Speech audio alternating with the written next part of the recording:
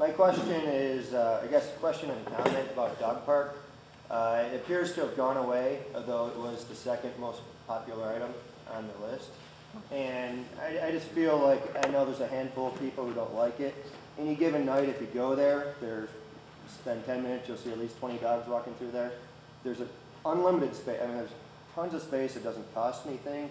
It's the one thing people actually maintain themselves. At the Green Lake Dog Park, every Saturday, first Saturday of each month, people go shovel wood chips, clean up the park.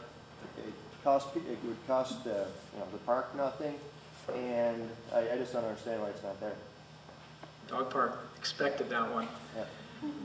Layers of influence. If you remember when we went through that, what we did is we looked at the dog park very seriously to try to figure out what could we do with it.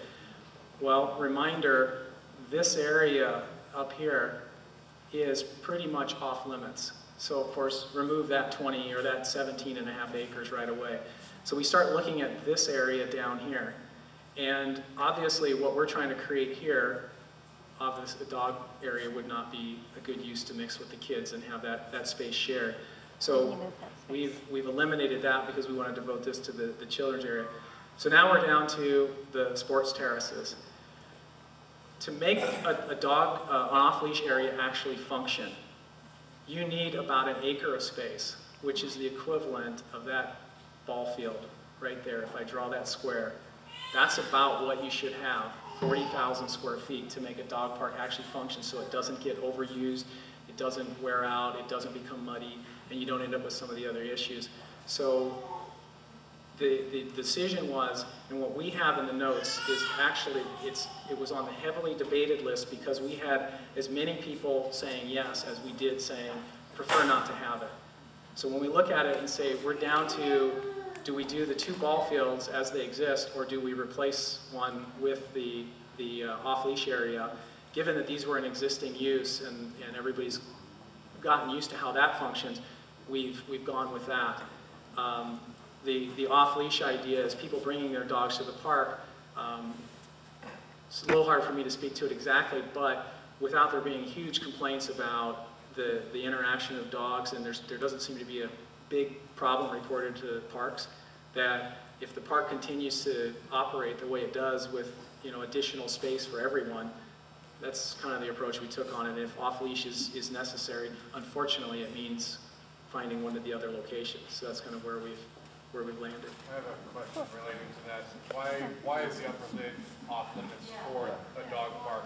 It shouldn't entirely be off limits. I'm just following up with that. Why is it off limits? You didn't cover why that was off limits before. Well, okay, first off, the lid itself it's not going to be an approved use to put the dog area on top of it. Okay. We've already got the limitations on things we can add to the soil, and obviously there's going to be additions to the soil in that area.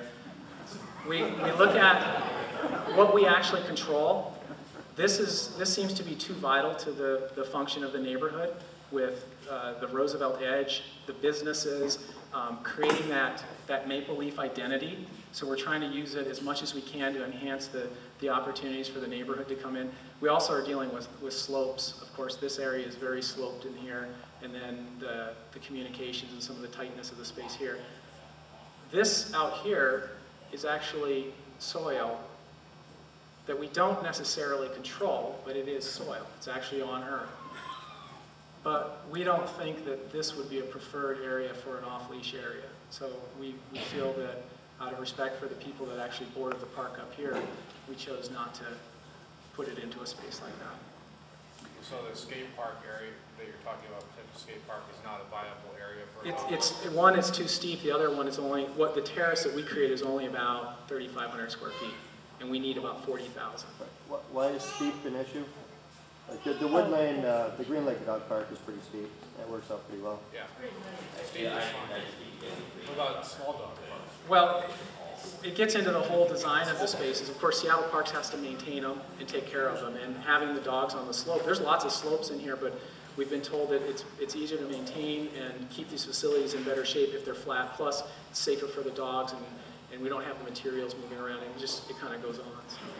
But okay, I'm going to call on a couple more people just just so you know, duly noted, there is some concern about the missing dog park, so we're not missing that message. What does that mean, though? There's some concern. Does that mean there's a possibility of having one put in there? Because that's part of the Maple Leaf identity. There are going to be off-leash dogs in this park, whether it's done legally and controlled or illegally and uncontrolled. There's going to be unleashed dogs. People have dogs. It's the number 2 thing on the list. I know you say it's been even, but even if you take away all the negative ones from all the positive ones, that's been something that's been pretty consistent. So does that mean there's absolutely no chance, or what? I'm going to hand that over to Rick. Okay. I'll try to answer that. It's the dog off-leash areas in our park department are often a lot of questions related to them, both good and bad. Out of the 450 parks that are in the park department in the city of Seattle, there's only 11 off-leash areas, even though a lot of neighborhoods like them, a lot of dog owners, a lot of non-dog owners.